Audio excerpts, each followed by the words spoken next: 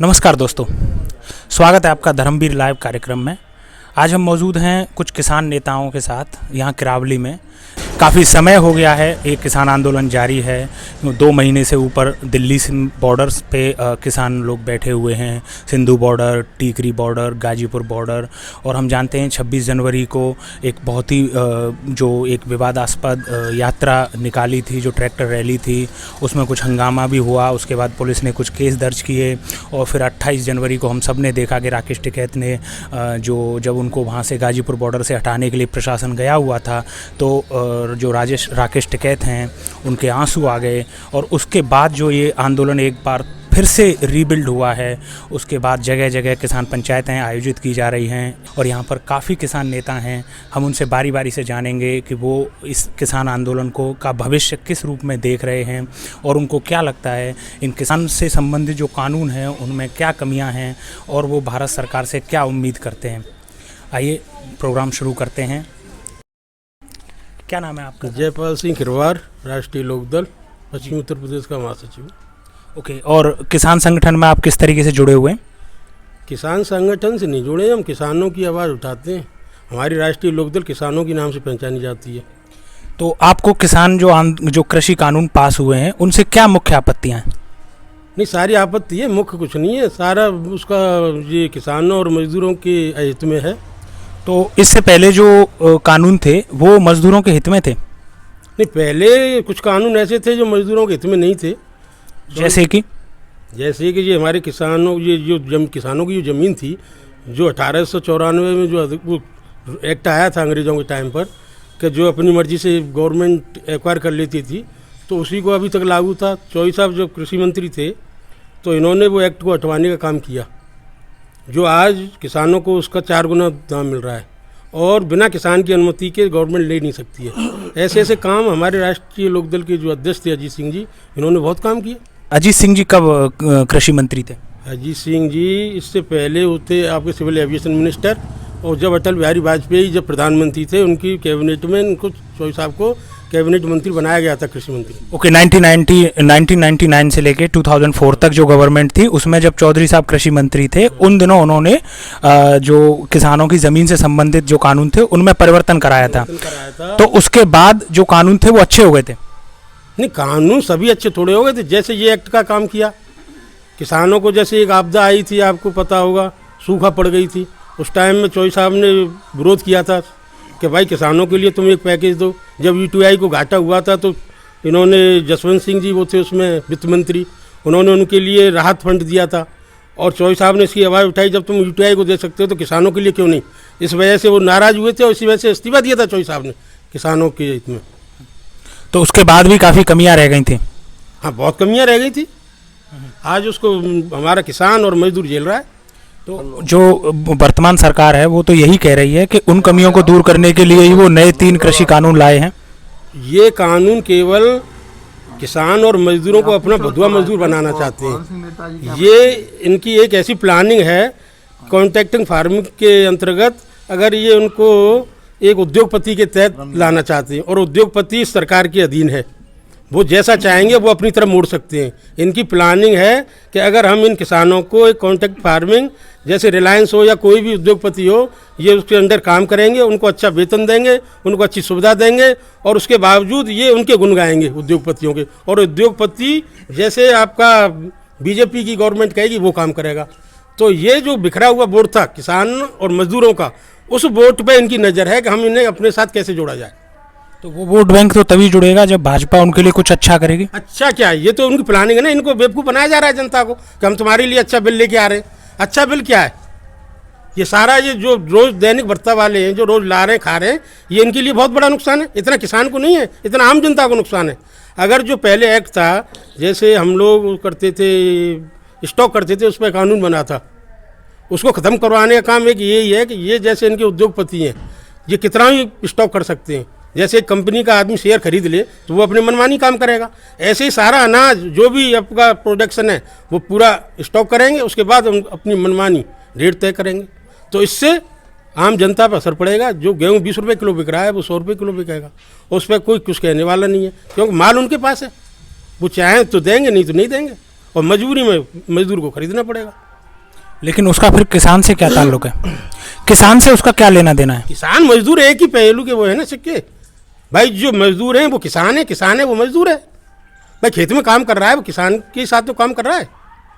नहीं, लेकिन वो तो आम उपभोक्ताओं से संबंधित कानून है। भंडारण, असीमित भंडारण का अधिकार उद्योगपति को मिलने से किसान किस तरीके से प्रभावित होगा? किसान इस तरह से होगा कि किसान जब अपनी खेती करता है तो लोन लेता है, वो मजबूर हो जाता है बेचने के लिए, वो उस टाइम में सारा बेच देगा और जब उसे जरूरत पड़ेगी तो उसे खरीदना पड़ेगा उसके रेट से।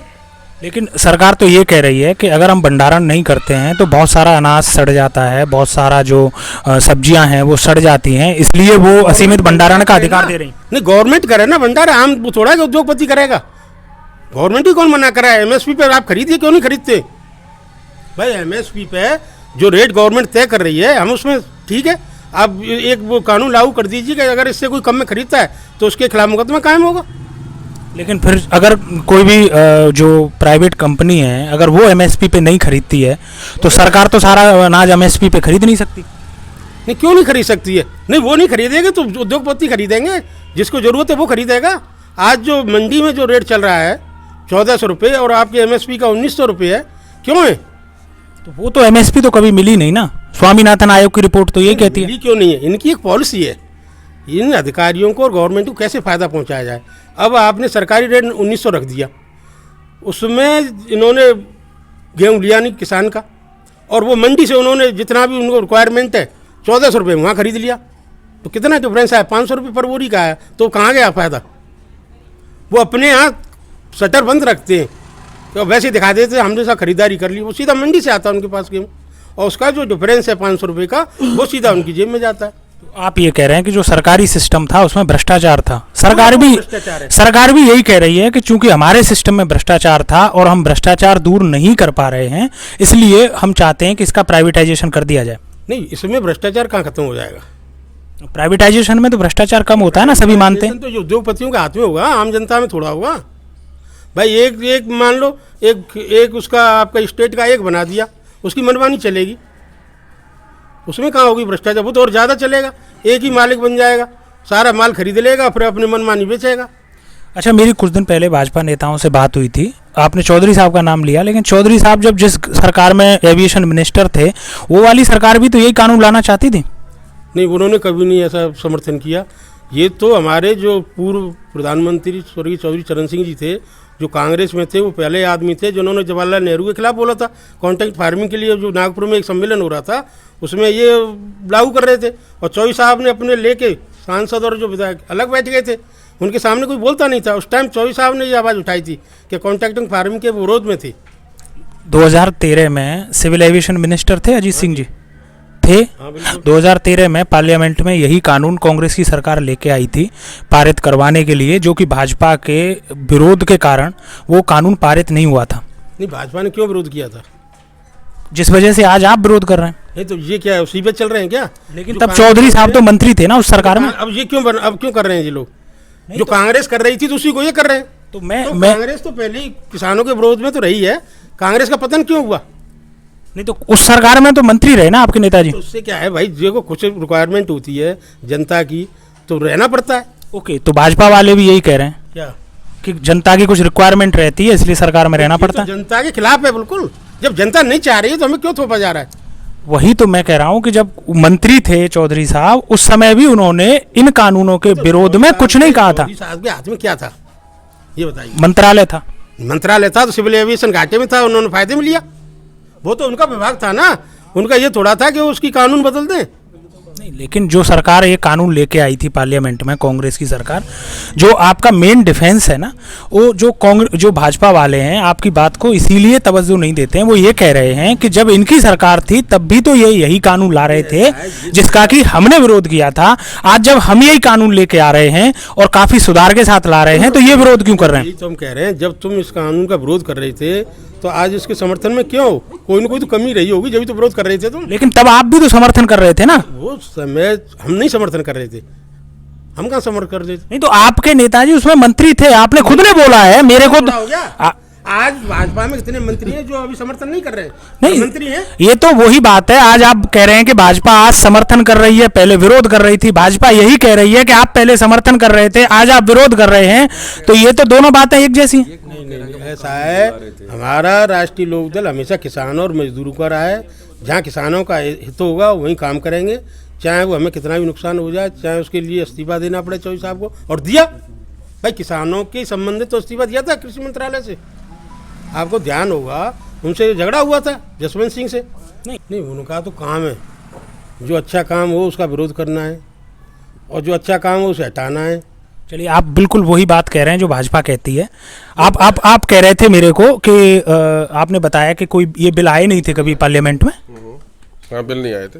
तो पार्लियामेंट में जो बहस हो रही थी वो किस लिए हो रही थी? जो बहस हो रही थी वो एफडीआई पे हो रही थी, और एफडीआई कांग्रेस लाना चाहती थी।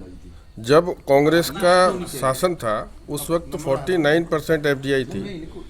आज किस सेक्टर में 49% थी? 49 एविएशन में थी, और बहुत सारी जैसे जैसे आपका एफडीआई में इंफ्रास्ट्रक्चर में थी, तो उसमें एफडीआई 49% थी।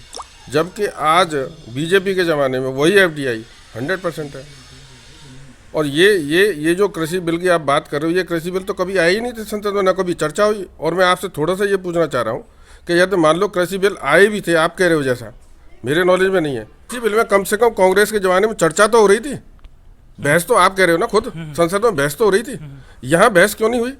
बीजेपी वाले जब इस बिल को ला रहे थे तो उन्होंने ये क्यों नहीं सोचा कि जब कोविड का टाइम था उसी वक्त इनको लाना था? ये तब नहीं ला सकते थे? इसको चर्चा नहीं करा सकते थे संसद में? नहीं, चर्चा करने के बाद कोई चीज़ आती। आज परेशानी क्या है? आप पूछ रहे हो, मुझे नहीं बोलना चाहिए था बीच में, लेकिन मैं इस बात को कह रहा हूँ कि आज आप जो डिस्कशन हो रहा है, आज किसानी पे डिस्कशन हो रहा है, किसान पे डिस्कशन हो रहा है। तो आप मुझे एक बात सिर्फ बताएं कि क्या किसानों से, किसान नेताओं से चर्चा करके संसद में इसको चर्चा करके ये बिल लाए गए? पहली बात।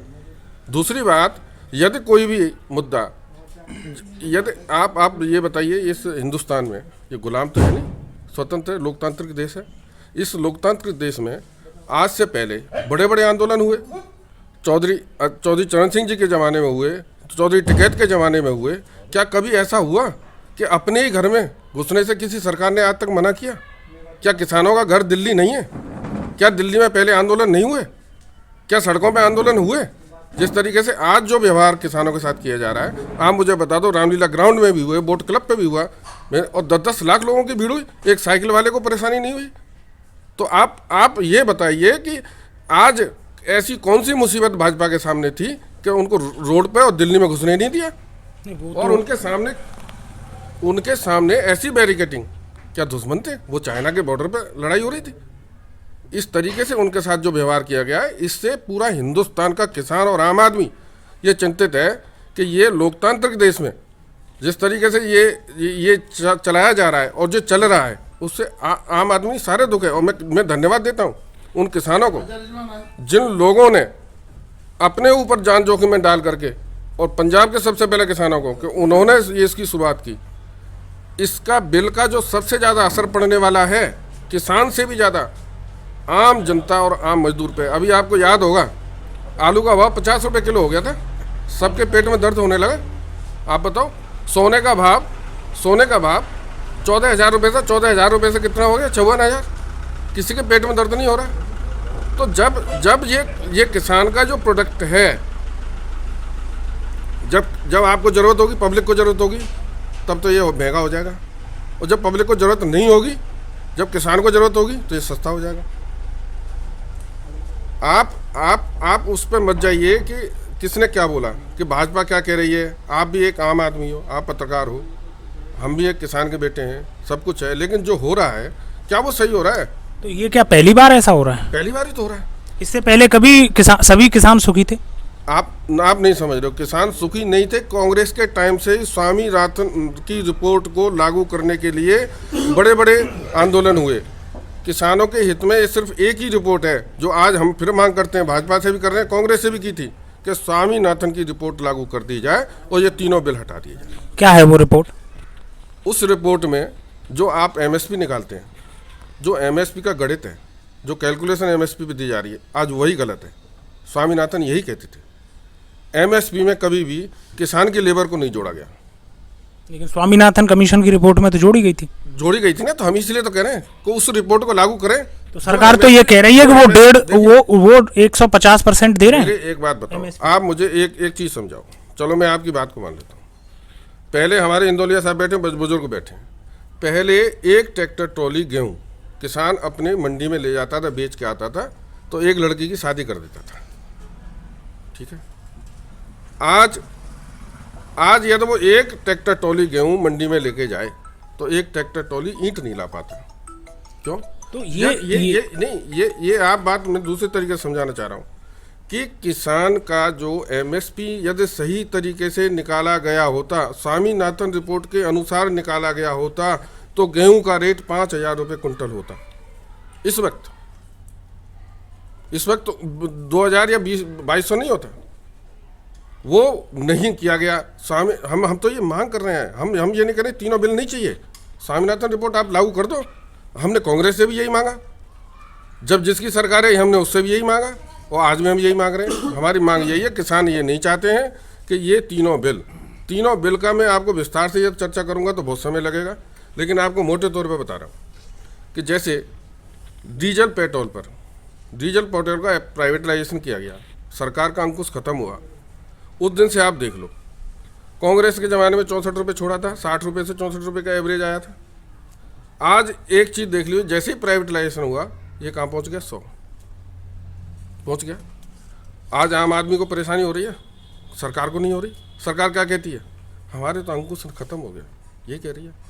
ऐसे ही जिस दिन ये तीनों बिल लागू हो जाएंगे उस दिन सरकार कहेगी जब ये रेट बढ़ेंगे और किसान का जब खेती का टाइम प्रोडक्शन आएगा तब ये कम होंगे, और जब आम आदमी इसको यूज करेगा तो ये बढ़ेंगे, क्योंकि वो तो इसको एक्सपोर्ट करेंगे। वो क्यों बेचेंगे भाई इंडिया में, जहाँ उनकी तो वर्ल्ड की मंडी खुली हुई है, वो यहीं क्यों बेचेंगे। तब लोगों को परेशानी होगी, तब सरकार कहेगी कि हमारे तो अंकुश खत्म है, अब जो हो रहा है वो हो रहा है। आप सिलेंडर को देख लो, डीजल को देख लो, पेट्रोल को देख लो, सारी चीज़ें प्रोडक्ट को देख लो, कि इसका एक एग्जाम्पल आपके सामने है। लेकिन डीजल पेट्रोल तो इसलिए महंगे हैं ना क्योंकि उन पर टैक्सेशन हो रखा है, खाद्य पदार्थों पर टैक्सेशन थोड़ी होगा। मैंने और आपने थोड़ी किया, टैक्सेशन किसने किया?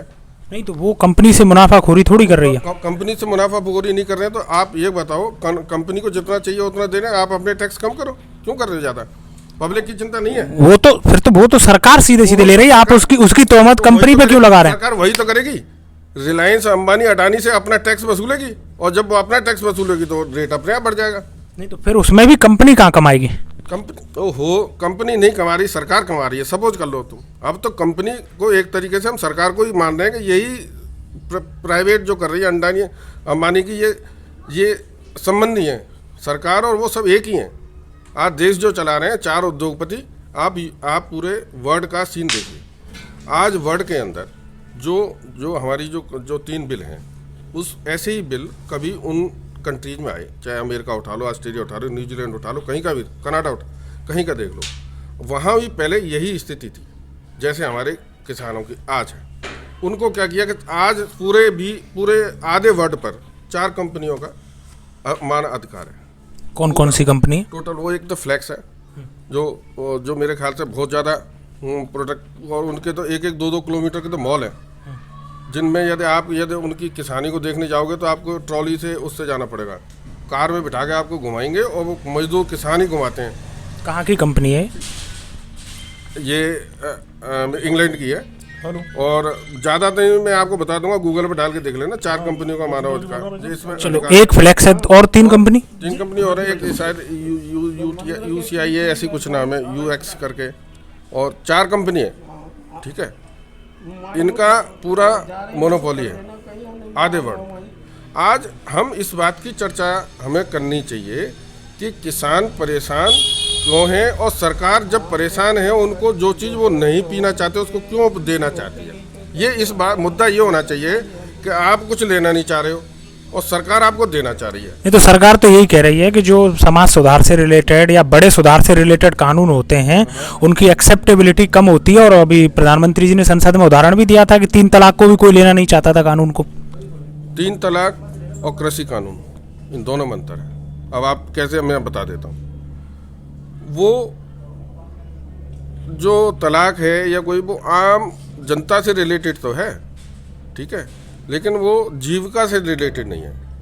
आज हिंदुस्तान की जो आपको एक तरीके से जीडीपी को यदि हम कहें तो 51% एग्रीकल्चर सेक्टर से है। यदि एग्रीकल्चर सेक्टर को आप हटा दें तो स्मॉल स्केल इंडस्ट्री और एग्रीकल्चर सेक्टर, यदि एग्रीकल्चर सेक्टर और स्मॉल स्केल इंडस्ट्री को हटा दें दोनों को, तो हिंदुस्तान जीरो है, ठीक है। तो क्यों, उसका कारण भी है, क्योंकि हमारे पास आज से नहीं, जब से हम हैं, आप भी हैं, तब से लेकर के ऐसा लगता था जैसे अनाज, जैसे आप कह रहे हैं ना अभी अनाज सड़ता था, तो यहाँ का प्रोडक्शन इतना होता था किसी भी चीज़ पे, उसमें सिर्फ हमको टेक्निकल नॉलेज चाहिए थी किसानों को। ऐसा नहीं चाहिए कोई बिल नहीं चाहिए, टेक्निकलिटी चाहिए उनको, कैसे उसको प्रोडक्ट को कैसे उसको डिस्ट्रीब्यूट करके उससे पैसा कमाया जा सके।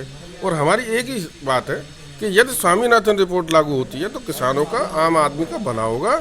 इसको तीनों कानूनों को इनको वापस ले लेने चाहिए। नहीं, आप ये कह रहे हैं कि अगर स्वामीनाथन आयोग की रिपोर्ट लागू कर दें तो भले ही तीनों बिल चलते रहें, आपको कोई दिक्कत नहीं है? नो, तीनों बिल तो अपने आप ही स्वतः ही निरस्त हो जाएंगे यदि स्वामीनाथन रिपोर्ट को यदि आप लागू करते तो फिर का इनका तो औचित्य नहीं रह जाएगा। नहीं, तीनों बिल तो ट्रेड से रिलेटेड है ना, उनका स्वामीनाथन आयोग से क्या लेना देना? स्वामीनाथन रिपोर्ट का मतलब ये है कि वो स्वामीनाथन रिपोर्ट आयोग ने जो ये कहा है कि किसान को फायदा पहुंचना चाहिए, तो वो तो एमएसपी से संबंधित बात पे कहा है ना। नहीं है उसमें, एमएसपी के साथ साथ उसमें ये भी है कि किसान को लाभ कैसे होगा, ऐसा थोड़ी है। लाभकारी, किसान को लाभकारी बनाया गया है। रिपोर्ट का मतलब है जो किसान का जो माल उसमें लग रही है लागत, उसका 1.5 गुना मिलना चाहिए, सीधा सीधा वो फंटा है। तीनों कानून रह सकते हैं, लग रही है खेत में, उसका कम से कम 1.5 गुना। स्वामीनाथन आयोग की रिपोर्ट में 57 रुपया आज की इसमें जो चल रहा है किसान की आय 57 रुपया होती है, और जब स्वामीनाथन आयोग की रिपोर्ट लागू कर देगी सरकार तो 300 रुपया होगा उसका रेट किसान का। ये स्वामीनाथन आयोग की रिपोर्ट अगर लागू कर देंगे तो सारे जो कानून ऑटोमेटिक अपने आप रिजॉल्व हो जाएंगे अपने आप। ये कैसे हो जाएंगे? अगर स्वामीनाथन आयोग तो केवल एमएसपी और किसान को जो रेट देनी है उससे संबंधित रिपोर्ट है, और स्वामीनाथन आयोग तो यही कहता है कि भाई किसान की जो इनकम है वो कैसे बढ़ाई जाए। लेकिन ये जो तीनों कानून है ये तो ट्रेड से रिलेटेड है। ट्रेड से क्यों है? कानून है एमएसपी का पहला कानून तो एमएसपी न्यूनतम फिक्स करिए आप। नहीं, एमएसपी तो उन्होंने कोई कानून बनाया ही नहीं है। पहला कानून है ना, उसी में पहले कानून जो बनाया है, 3 बिल पास किए ना इन्होंने, पहले में एमएसपी वाला ही है, दूसरा है कॉन्ट्रैक्ट फार्मिंग और तीसरा है भंडारण क्षमता वाला। तीनों अलग अलग हैं इनके। नहीं, एमएसपी पे कोई कानून लेके आए हैं वो लोग? कौन? वही तो मांग कर रहे हैं, वही तो नहीं आप मांग कर रहे हैं, इसका मतलब कानून में एमएसपी नहीं है ना। एमएसपी नहीं है, एमएसपी तो है, फिक्स नहीं किया है न्यूनतम कि उसको जो हम कह रहे हैं उसको लागू कर दिया जाए कंपलसरी। अगर एमएसपी से कोई कम में खरीदता है तो उसको आपराधिक उसमें दर्ज करके उसके खिलाफ मुकदमा लिखाया जाए। एमएसपी का कहाँ है? एमएसपी कानून में तो कहीं नहीं है, कानून तो हमने भी पढ़े। कानून में नहीं, कानून की तो मांग ही कर रहे हैं कि उसको फिक्स करके कानून बनाया जाए। उस पर मांग करने के अलावा उसके साथ में एमएसपी को ही खत्म करने का षड्यंत्र है यह कानून। इनका जो आशय है कि धीरे धीरे करके ये मंडियाँ ख़त्म हो जाएगी, और मंडियाँ ख़त्म होने के बाद जो एमएसपी पे हम लोग लेंगे नहीं, प्राइवेट जो लोग हैं, जो कंपनियों से इनका जो कॉन्ट्रैक्ट हो गया है, अडानी अंबानी जैसी प्राइवेट जो कंपनी है, इन लोगों ने ये जो अपने आपस में जो समझौता हुआ है वो इसीलिए हुआ है कि एमएसपी न रहे, और इसीलिए किसान जो आज आंदोलित है, किसान आंदोलित होकर के यही मांगे कर रहा है। मुख्य रूप से पहली मांग तो यही है कि एमएसपी जो बनी है और जो हमको रेट निर्धारित किए उसी रेट पर लिया जाए, ये किसान की मुख्य मांग है। दूसरा, एक वस्तु अधिनियम जो आया है, वो जो अभी खिलवाड़ जी ने बताया, रावत जी ने बताया, इस सब ने बताया कि ये जो है कॉन्ट्रैक्ट फार्मिंग है, ये लोग जो है भंडारण करेंगे, उसको मनमाने तरीके से उसको किसान से संपर्क करके खेत लेंगे, और खेत लेने के बाद उस पर जो एक ट्रेडर जो एक शब्द है उसमें फंड नहीं दिया है। फंड को तो आम आदमी समझ जाता, उसमें यह है कि खेत को लेने के बाद में उस पर लोन की और एक लेने की व्यवस्था है कंपनी की, और जब लोन ले लेगी और उस लोन को चुकाएगा नहीं ये प्राइवेट कंपनियां, तो वो बंधक वहाँ हो जाएगा और किसान की ज़मीन उसमें आ जाएगी। तो ये जो कह रहे हैं कि साहब छोटे लोगों को, छोटे किसानों को फायदा है, छोटे किसानों को क्या फायदा है?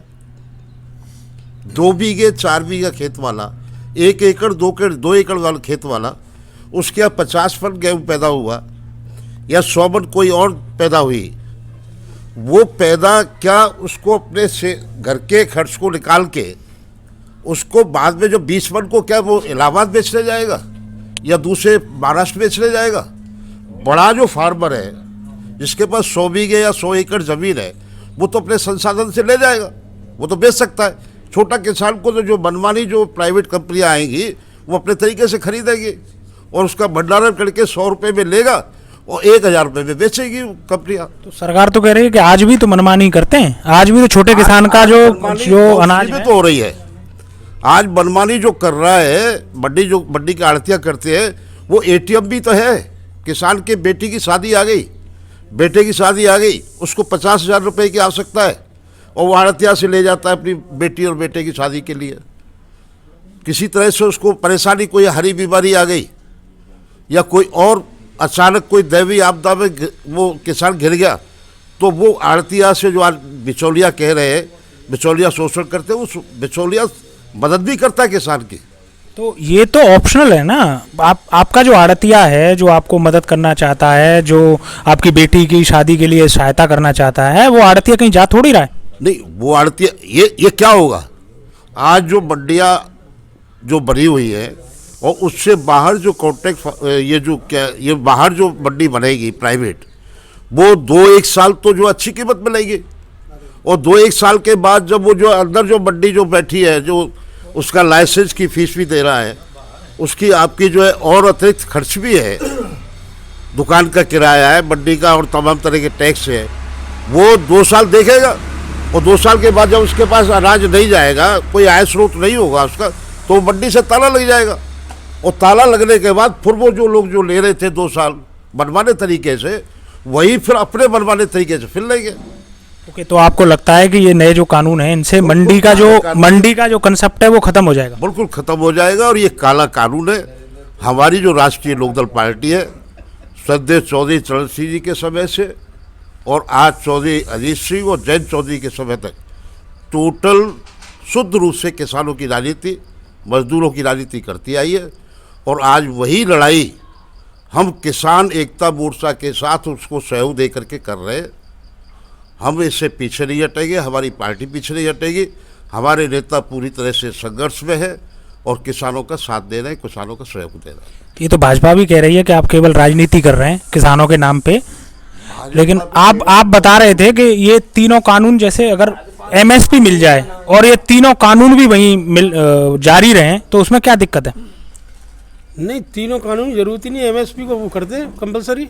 नहीं, आपको फिर दिक्कत क्या है? जरूरत है नहीं है ना कि वो फिर उससे बदले आएंगे ना, भाई किसानों के हाथ में रहेगा क्या? कॉन्ट्रैक्ट फार्मिंग उद्योगपति के हाथ में चला जाएगा। नहीं, आप कॉन्ट्रैक्ट फार्मिंग जहाँ कहीं भी हुई है और जो दुनिया में अलग अलग जगहों पे हो रही है, तो कॉन्ट्रैक्टिंग फार्मिंग की तो डिमांड बहुत समय से सारे किसान संगठन कर रहे थे। ये कोई नहीं कर रहा था।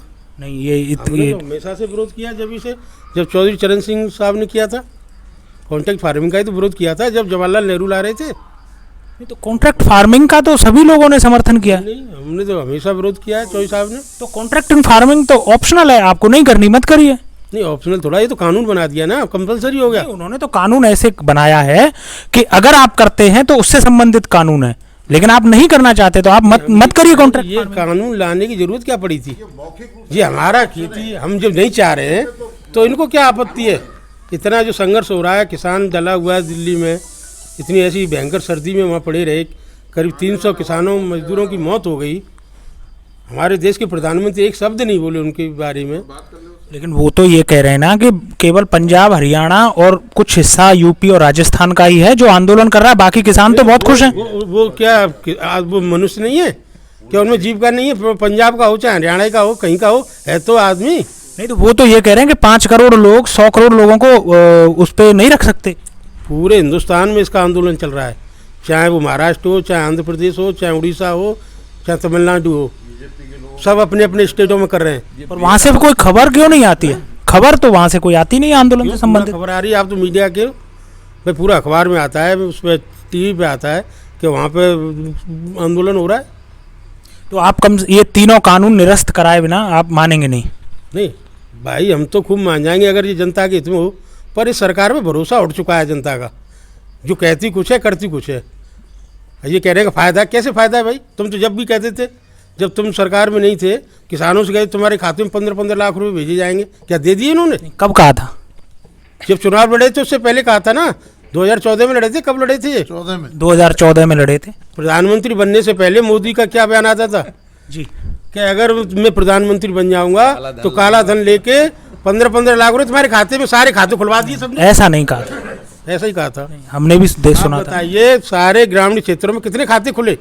नहीं, वो जनधन खाते खुले, वो तो आज भी हैं। नहीं, इसीलिए खुलवाए थे ना कि ये 15 लाख रुपए हमारे खाते में आएंगे। नहीं, उन्होंने कभी नहीं कहा था। खाने के लिए ऐसा नहीं है, वो खाता का ही खुलवाएगा। वो तो एक जुमला है, अमित शाह ने भी कहा था। अमित शाह ने भी कहा था कि ये तो लोग कहते ही हैं कि अगर वो आ जाएंगे तो हम 15-15 लाख रुपए तो ऐसे ही मिल जाएंगे, लेकिन ऐसा तो नहीं कहा था कि 15 लाख रुपए देंगे। 15 लाख रुपए कही थी ना, आए फिर? नहीं, वो तो ऐसे कहा था कि ऐसे हो जाएगा तो ऐसे हो तो जाएगा। कह रहा हूँ ऐसे ही, तो ये कह रहे हैं हवा में कि ये बहुत अच्छा है, पर अच्छा है नहीं। अब ये बताइए, 2 करोड़ बेरोजगारों को रोजगार देने की बात की थी, मिला? और जो रोजगार था, वो तो कह रहे हैं कि बहुत सारे पकौड़े की दुकानें खुलवाई हैं। पकौड़े की दुकान तो खुलवाई है, रोजगार वो तो नहीं दिया, सरकारी नौकरी तो नहीं मिली। नहीं, सरकारी नौकरी तो है नहीं ना, 2 करोड़ सरकारी नौकरियां कहाँ से लाएंगे? क्यों बोल दिया था कि हम 2 करोड़ नौकरी देंगे? तो आप क्या केवल जो सरकारी नौकरी है केवल उसी को आप नौकरी मानते हैं? मैं नौकरी नहीं मानता, मैं तो ये कहता हूँ इनका विश्वास कैसे किया जाए।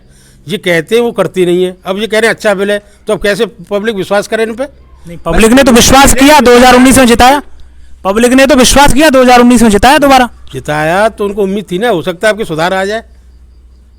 जब दूध का जला हुआ छाछ को फूंक फूंक के पीता है, अब कब तक पिएगा भाई? एक बार जल चुका, 2 बार जल गया तो हमेशा थोड़ा, अब उन्हें मालूम पड़ गया ये टोटल जुमलेबाज है।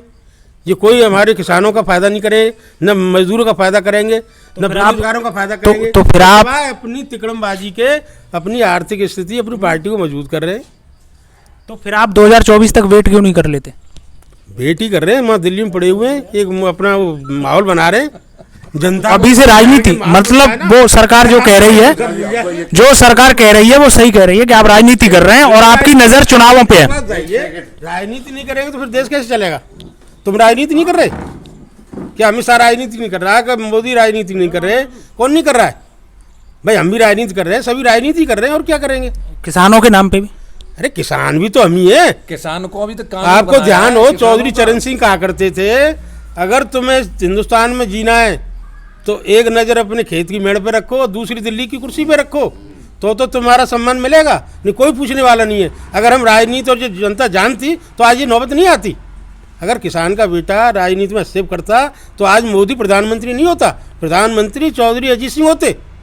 तो चौधरी चरण सिंह जी तो सभी पार्टियों के नेता है ना? कौन? चौधरी चरण सिंह तो सभी पार्टियों के नेता नहीं, किसान और मजदूरों के नेता हैं, छोटे उद्योगपतियों के नेता हैं। हाँ, तो मोदी जी भी यही कहते हैं कि वो सभी के नेता हैं। नहीं, मोदी जी सभी के नेता तो हैं, जब भी तो उनको समर्थन मिल गया, पर वो जुमलेबाजी करके बने। तो आप इसका मतलब आपकी नज़र चुनावों पे ज़्यादा है और कृषि कानूनों से आपको उतनी तकलीफ नहीं है? सही तो कानून बनेगा भाई। एक बात बताइए, हमें अगर सांसद बना दो, सांसद बने गई तो हम आपकी बात को संसद में उठाएंगे।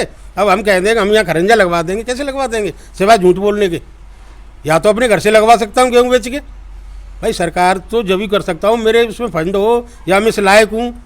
जब मैं सांसद चुना जाऊँगा तो जब ही तो कानून की बात करूँगा। तो राजनीति नहीं होगी इसमें? राजनीति करने में क्या बुराई है भाई? ये कह रहे हैं कि सर राजनीति हो रही, राजनीति क्यों नहीं होगी भाई? ये देश ही राजनीति से चल रहा है, राजनीति सर्वोपरि है। अगर अच्छे अच्छे लोग राजनीति में होंगे तो ये भ्रष्टाचार खत्म होगा, है अच्छा विकास होगा, देश को आगे बढ़ाने में मदद मिलेगी। अगर ये सभी भ्रष्टाचारी आगे तो देश साला गड्ढे में डूब जाएगा। पहले भ्रष्टाचार नहीं था मोदी जी से पहले? अरे भ्रष्टाचार था जब ही तो देश घाटे में गया भाई। एक बात आइए, जितने कांग्रेस 70 साल राज किया, अगर उनमें कुछ कमी नहीं होती तो आज ये हालत क्यों होती? ये हालत अब इनकी होने जा रही है बीजेपी वालों की। वो तो 70 साल में हुई है, ये अब 10 साल में हो जाएंगे। 6 साल होगी, 10 साल इनका टर्न होगा, जब तक खत्म हो जाएंगे। फिर अगर एक बार सत्ता बदल जाए फिर भले ही कानून यही चलते रहें, कोई दिक्कत नहीं है? नहीं, कानून अच्छे अच्छे कानून बनाएंगे। राष्ट्रीय लोकदल के हाथ में सत्ता दिलवाइए, देखो किसान फिर शान से जिएगा, हर मजदूर को काम मिलेगा, हर प्रधानमंत्री तो बन नहीं पाएंगे, वो मिलेगा रोजगार। प्रधानमंत्री तो बन नहीं पाएंगे। क्यों नहीं बन पाएंगे भाई? जनता है, जनता चाहेगी तो प्रधानमंत्री बनेंगे। मोदी का तुमने सोचा था कोई प्रधानमंत्री बनेंगे? भाई गुजरात का रहने वाला आदमी, चाय बेचने वाला आदमी जो बन सकता है तो वो तो प्रधानमंत्री का बेटा है। 2 सीट होती थी। एक बात बताइए, जो चाय बेचने वाला प्रधानमंत्री बन सकता है तो वो तो प्रधानमंत्री का बेटा है। उम्मीद तो अच्छी है आपकी। पढ़ा लिखा आदमी है, मैंने टॉप किया था उसने मेरे। हमारे साथ आम आदमी पार्टी के जिलाध्यक्ष हैं बने सिंह पहलवान जी, जो आगरा के जिलाध्यक्ष हैं आम आदमी पार्टी के, और किसान राजनीति से काफी लंबे समय से जुड़े हुए हैं। आइए उनसे भी जानते हैं। अभी तक तो हम आरएलडी के लोगों से बात कर रहे थे, एक बार बने सिंह जी से और बात करते हैं और उनसे पूछते हैं कि उनके इन तीनों कृषि कानूनों में किस तरीके के रिजर्वेशंस हैं उनके इन तीनों कृषि कानूनों से। बने सिंह जी, स्वागत है आपका हमारे कार्यक्रम में। बने सिंह जी, ये बताइए कि आम आदमी पार्टी ने तो, दिल्ली की जो सरकार है उसने सबसे पहले इन तीनों कृषि कानूनों को नोटिफाई किया और उनको गजट नोटिफिकेशन के द्वारा लागू किया। अब अचानक से ऐसा क्या हो गया है कि आम आदमी पार्टी भी इन कानूनों का विरोध करने लगी? नहीं, ये इन कानूनों के पक्ष में बिल्कुल नहीं रही आम आदमी पार्टी। वो गलत पेश करते हैं इस बात को कि केजरीवाल जी ने समर्थन किया। इस कानून का कोई समर्थन नहीं किया केजरीवाल जी ने। कानूनों का उन्होंने समर्थन नहीं किया, केवल उन्होंने गजट नोटिफिकेशन से पूरे दिल्ली में किसानों के कानूनों को लागू किया। और आप ये कह रहे हैं कि उन्होंने समर्थन नहीं किया, तो बिना समर्थन के लागू किया? नहीं, इस कृषि बिल का कोई समर्थन नहीं हुआ है। तो ये नोटिफिकेशन क्यों जारी किया उन्होंने? तीनों कृषि कानून लागू किए? नहीं, अभी हमने सुना है केजरीवाल जी को, वो बिल्कुल मना कर रहे हैं कि हमने कृषि बिल के पक्ष में तो एक शब्द नहीं बोला है। लेकिन जो कानून लागू हुए हैं वो तो कृषि कानून दिल्ली में सबसे पहले लागू हुए, नहीं, और वो मुख्यमंत्री कार्यालय से लागू हुए। नहीं, गलत, ये मीडिया अफवाह गलत फैला रहा है। केजरीवाल जी बिल्कुल नहीं इस पक्ष में। हमारे पास तो इंटरव्यू है जिसमें वो शुरुआती दिनों में अरविंद केजरीवाल जी इन तीनों कृषि कानूनों की प्रशंसा कर रहे थे, और जब पंजाब में आंदोलन हुआ उसके बाद जब किसान बॉर्डर पे आए दिल्ली के पे, तो उन्होंने पलटी मार ली। जब हमने उनका इंटरव्यू सुना है वो इसके विरोध में ही रहे हैं। अब मीडिया क्या कह रहा है क्या नहीं कह रहा हमें नहीं पता है। तो उन्होंने गलती से नोटिफाई किए थे? नहीं, हम कैसे कहते हैं गलती से? हमने तो सुना ही नहीं ना। तो नोटिफाई तो हो रखे हैं, वो तो लीगल है। नहीं, वो नोटिफाई ऐसे कृषि बिल के पक्ष में नहीं होंगे। नहीं, वो तीनों कृषि बिल लागू दिल्ली में सबसे पहले हुए हैं। मैं आपने शायद मेरा प्रश्न सुना नहीं था। सुन लिया, वो पढ़े लिखे व्यक्ति हैं, ऐसी जल्दबाजी नहीं करते हैं। वही तभी हम कह रहे थे कि उन्होंने समर्थन करते हुए लागू किए होंगे। और उन्होंने अपनी विधानसभा में इसको फाड़ करके कृषि बिल को पूरे देश को मैसेज भी दिया है कि आम आदमी पार्टी सबसे पहले इसका विरोध करती है। संजय सिंह हमारे सांसद हैं, उन्होंने अपनी राज्यसभा में भी सबसे पहले जब ये बिल लागू करने की बात आई तो वो इतने गुस्सा में आ गए कि उन्होंने किसानों के पक्ष में माइक को तोड़ दिया। 7 दिन के लिए राज्यसभा से निष्कासित भी हुए। आपको ये पता है कि ये तीनों कृषि कानून दिल्ली में लागू हैं? नहीं, ये कानून लागू नहीं है, बिल्कुल लागू तो नहीं। कौन से कानून लागू? वो कोई कानून ही नहीं लागू हुए हैं। अभी हमने देखा था इंटरव्यू उनका एक दिन, ऐसे ही मीडिया वालों ने उनको घेर रखा, सबको बाकायदा सेटिस्फैक्शन जो किया उनका, और वो अपने आप इंटरव्यू लेके चले गए, लौट गए, उनको घेर नहीं पाए मुख्यमंत्री को। ने आज तक सुना है डिबेट पर, सारे चैनलों पर, मुख्यमंत्री ने हर जगह जितने भी मीडिया कर्मी आए उनको उनके जवाब दिए और वो बिल्कुल उन्हीं पैरों से लौट गए। जवाब तो नेता लोग जवाब नहीं देंगे तो और क्या देंगे? जवाब तो उन पे हर बात का है। नहीं, जवाब हर बात का बिल्कुल सही दे रहे हैं, तो फिर उनको ये घेर क्यों नहीं रहे कि आप पहले ये कर रहे थे अब ये कर रहे हैं? मोदी जी क्यों नहीं बोल रहे हैं? वो कहते हैं मोदी जी डिबेट में आए, अमित शाह डिबेट में आए, गृह मंत्री डिबेट में आए, कोई भी आओ, आपके रक्षा मंत्री तक आओ, उनके डिबेट में ही नहीं आते, ना संजय सिंह की में ना ही केजरीवाल जी की। वो उन पे वो टाइम नहीं है उनके पास, वो फिक्स इंटरव्यू करते हैं बस। उन पर न तो किसानों के लिए टाइम है। हमारे 250 के करीब किसान चले गए दुनिया से बेचारे, उनके लिए भी उनकी आंखें नम नहीं हुई। उनके पास टाइम है कहाँ? वो तो किसानों से मिलने तो केजरीवाल जी भी नहीं आए। नहीं, क्यों नहीं आए? अभी आए थे, टिकैत जी को सबसे पहले फोन किया उन्होंने। फोन किया, मिलने नहीं आए? नहीं, मिलने भी आए। कौन कहता है? कौन से वाले बॉर्डर पे गए थे? वो बॉर्डर तो मुझे ध्यान नहीं है अभी, ये बहुत बता रहे हैं ना, गाजीपुर बॉर्डर पे गए थे। किस तारीख को? डेट नहीं पता, इतना ध्यान तो नहीं रहता है, लेकिन आप बता सकते हैं कौन सी डेट में गए थे गाजीपुर बॉर्डर पे? डेट तो मुझे नहीं पता, एग्जैक्ट नहीं मालूम, लेकिन जिस वक्त ये आंदोलन शुरू हुआ था उसके कुछ ही दिनों बाद वो गए थे। मुझे नहीं मालूम उसका डेट नहीं। लेकिन बने सिंह जी, एक बड़ा लॉजिकल क्वेश्चन है कि एक बात बताइए कि दिल्ली है और दिल्ली में आम आदमी पार्टी रूल कर रही है और दिल्ली की आम जनता कई महीने से इस आंदोलन की वजह से प्रभावित हो रही है और इसका कोई ना कोई हल, आपको क्या लगता है कि क्या हल निकलना चाहिए इस पूरे आंदोलन का, और इस तरीके ये जो डेडलॉक बना हुआ है ये कैसे ख़त्म हो? अभी हमारे बड़े भाई रावत जी ने बताया था कि आंदोलन पहले भी होते आए, न उनको कोई फील्ड मिला, ना ही उनको अंदर प्रवेश करने दिया, चाहे वो दिल्ली गेट हो, चाहे रामलीला मैदान हो, वहाँ तक नहीं, वो बुराड़ी ग्राउंड ऑफर किया था। नहीं, बुराड़ी ग्राउंड छोटा पड़ जाता है। बताओ, 4 बॉर्डरों पर आंदोलन चला है, इनको सारे जितने भी ग्राउंड थे छोड़ देने थे खाली। तो अगर बुराड़ी ग्राउंड छोटा पड़ जाता तो रामलीला ग्राउंड तो बहुत छोटा पड़ जाता। नहीं, हर जगह सारे ग्राउंडों को दे सकते थे, सारे किसान पहुंच जाते। तो आंदोलन तो एक ही जगह होता ना। नहीं, ये तो देखो उन नेताओं की अब बात आई है कि एक ही जगह इकट्ठे हुए हैं। पहले तो हर बॉर्डर पे सारे नेताओं ने अलग अलग किया है, कई किसान यूनियन ने इन्होंने प्रवेश नहीं करने दिया, इन्होंने वहाँ सूल लगा दी है कि किसान आए नहीं। अब अभी आपको पता पहली बार हुआ है लोकतंत्र में ऐसा कि उनके लिए वहाँ लोहे की कीलें गाड़ दी गई। ये किसानों के लिए पहली बार हुआ है कि नहीं। वो तो दिल्ली में लॉ एंड ऑर्डर मेंटेन करने की वजह बता रहे हैं। कोई लॉ एंड ऑर्डर नहीं है, ये केवल मोदी लॉ एंड ऑर्डर है। मोदी जो चाह रहे हैं वही हो रहा है। क्यों 26 जनवरी पे जो दिल्ली में हिंसा की वारदात हुई, जो लाल किले पे जो धार्मिक चिन्ह फहरा दिया लोगों ने, उसके बाद आपको लगता है कि दिल्ली के बॉर्डर खुले रहने चाहिए थे? दीप सिद्धू सबसे पहले कैसे पहुंच गया, ये मोदी से पूछना चाहिए आप लोगों को, मीडिया वालों को, कि वो एक टीम कैसे पहले पहुंच गई। और जो मोदी जी के दोस्त हैं, दीप सिद्धू तुम्हारे सन्नी देओल के दोस्त हैं, अमित शाह के दोस्त हैं, सबके साथ उनके फोटोज हैं। पर उनके फोटो तो किसान नेताओं के साथ भी हैं।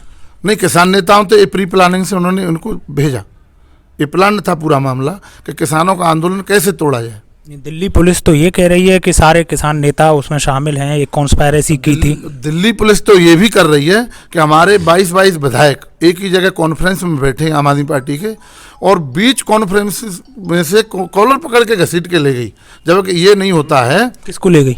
हमारे विधायकों को, कई विधायकों को। कौन? एक दो विधायक के नाम बताएं। गोपाल राय, सत्येंद्र जैन, सोमनाथ भारती, कई विधायकों को ले गई। उनके नाम केस होंगे ना? नहीं, केस हैं तो क्या, अब वो असेंबली के लोग हैं ना। अगर डिबेट जहाँ चल रहा है, मेरे ऊपर केस है, पुलिस वहाँ खड़ी रहेगी कि यहाँ से फ्री होते इनको पकड़ लेंगे। वो जाएंगे कहाँ, देश छोड़ के तो नहीं जाएंगे। हमने तो किसी ने देखा तो नहीं? नहीं, हमने देखा है, हमने सुना, हम शुरू से आम आदमी पार्टी सुना है आपने वो, लेकिन आपको वीआईपी ट्रीटमेंट की उम्मीद है कि एमएलएज अगर आपके हैं आम आदमी पार्टी के तो उनको वीआईपी ट्रीटमेंट मिले? नहीं, देखो आम आदमी पार्टी के तो भाजपा बुरी तरह से एज ए दुश्मनी काम कर रही है। 7 बार तो आपके मुख्यमंत्री अरविंद केजरीवाल के ऊपर सीबीआई की रेड पड़ गई, लेकिन क्या मिला, खाली हाथ लौट के आई। और सुबह उठते ही ये मोदी को फिर कहा कि ये मोदी चोर है, ये झूठ बोलता है, ये जुमलेबाज है। समाजवादी पार्टी आप समझो कि आम आदमी पार्टी के तो पूरी तरह से अंगेस्ट है। क्यों? कि उससे कहीं घेर नहीं पा रहे हैं। इनको पता है कि कांग्रेस खत्म हो रही है, आम आदमी पार्टी बढ़ रही है। आम आदमी पार्टी किसान, मजदूर, मध्यम वर्ग और आपके छोटा व्यापारी, ये सारे के सारे लोग आम आदमी पार्टी सारे खुश हैं। तो पंजाब में तो सुपड़ा साफ हो गया। नहीं, 22 विधायक हैं, आपको पता नहीं है? नहीं, अभी जो नए स्थानीय निकाय चुनाव हुए थे नहीं, उसमें भी हमने प्रेजेंटेशन दी है। प्रेजेंटेशन दी है, तो बट भाजपा और अकाली खत्म हुआ है, वहाँ तो कांग्रेस और केवल आम आदमी पार्टी है। नहीं, आम आदमी पार्टी भी पूरी तरीके से खत्म हो गई है। अच्छा, एक और हमारे साथ हैं, हमारे साथी सुरेंद्र चौधरी हैं, जो समाजवादी पार्टी के जिला उपाध्यक्ष हैं यहाँ पर और काफ़ी समय से सक्रिय हैं राजनीति में। सुरेंद्र चौधरी जी से पूछते हैं कि वो किस तरीके से इन कानूनों को लेते हैं। सुरेंद्र जी, सबसे पहले स्वागत है आपका हमारे कार्यक्रम में। सुरेंद्र जी, ये बताइए कि समाजवादी पार्टी का शुरू से ही ये जो तीनों कृषि कानून हैं, इन पे क्या स्टैंड है? पहले तो मैं धन्यवाद देना चाहूँगा धर्म जी आपके लिए कि आपके यूट्यूब चैनल पे सभी दलों के नेताओं को बोलने का आपने मौका दिया, हमारी बात प्रमुखता से रखने का मौका दिया और हमारी बात जनता के बीच में भी जाएगी। मैं साथ ही अपनी सम्मानित जनता जनार्दन से सबसे पहले मैं अपील करना चाहता हूँ कि कल हमारी किरावली में किसान महापंचायत होने जा रही है, क्योंकि ये किसान महापंचायत है, किसी दल के नेतृत्व में नहीं हो रही है, किसान महापंचायत किसान नेतृत्व में हो रही है। और इसमें किसानों के नेता श्री राकेश टिकैत जी कल एक विशाल जनसभा करने आ रहे हैं। तो मैं अपील करना चाहता हूं सभी जनता जनार्दन से कि यहाँ पे आएँ और किसानों के हित के लिए बात करें। साथ ही मैं आपको ये भी बताना चाहता हूँ कि मोदी सरकार ने जो 3 काले कानून हम लोगों पे ज़बरदस्ती थोपने का काम किया है, आज किसान दिल्ली बॉर्डर पे जमा हुआ है, वो सिर्फ इसीलिए जमा हुआ है कि जब तक ये बिल वापसी नहीं होगी, उन्होंने भी तय कर लिया किसान वापसी नहीं होगी। उसी सिलसिले में अब पूरे देश के अंदर उबाल आ चुका है। हम लोग कस्बे में भी उबाल देखने को हम लोगों को मिल रहा है, शहरों में भी मिल रहा है, और आप देख रहे हैं दिल्ली बॉर्डर पे तो हम लोग ताकत से बैठे हुए हैं। तो मैं सभी नौजवान साथियों से अपील करना चाहता हूं कि इस आंदोलन को हल्का ना होने दें, और जब तक ये बिल वापस ना हो, क्योंकि ये हमारे किसानों के हित में बिल लाए गए हैं। एमएसपी की हम लोग मांग कर रहे हैं, उसको क्यों नहीं ये लोग कानून बना रहे हैं? आप कानून बना दीजिए, लेकिन उस पर कोई सुनवाई नहीं हो रही है। तो अगर एमएसपी पे कानून बन जाए तो फिर तीनों कृषि कानून आपको ओके हैं, मतलब आप उसका विरोध नहीं करेंगे? नहीं, हम तो पहले, सबसे पहले हमारी मांग ये है कि पहले आप एमएसपी पे तो आइए, उसके बाद हम भी विचार करेंगे। 2 कदम आप आगे आइए, 2 कदम हम भी पीछे हटने के लिए तैयार हैं, लेकिन अब बात तो कीजिए। 1 महीना हो गया, 1 महीने से किसानों से कोई पंचायत या कोई उनकी राय नहीं ली गई है, ना ही कोई उन्हें वार्ता के लिए न्योता दिया गया है। मोदी जी तो कह रहे हैं कि एक फ़ोन कॉल दूर है बस। वो तो आप सब जानते हैं, केवल बातों में तो आप उनसे जीत नहीं सकते। तो क्या आपको नंबर नहीं मिल पाएगा? क्या 1 महीने से वो कॉल नहीं कर सकते? वो क्या देश के नेता नहीं है? इस समय केवल भारतीय जनता पार्टी के प्रधानमंत्री नहीं है, वो देश के प्रधानमंत्री हैं। तो किसान नेता भी तो कॉल कर सकते हैं। किसान तो वहाँ बैठे हुए हैं, कोई आए तो सही। 1 महीने पहले भी तो आ रहे थे, और उन्होंने जो 26 तारीख को उन्होंने जो एक ऐसा माहौल पैदा करने का जो काम किया है ना, किसानों को आतंकवादी बनाने का जो काम किया है, आज लोग सब जान चुके हैं कि ये भारतीय जनता पार्टी की सरकार का एक मखौदा था, और उसमें वो कहीं ना कहीं सफल हुए हैं। लेकिन इस समय किसान पूरी ताकत से दिल्ली में बैठा हुआ है, और जब तक घर वापस नहीं होगी, जब तक कि किसान ये जो बिल पेश किए गए वापस नहीं होंगे। लोग कह रहे हैं सुरेंद्र जी कि आपके जो नेताजी हैं वो तो ट्विटर से बाहर ही नहीं आते। नहीं, ऐसा नहीं है।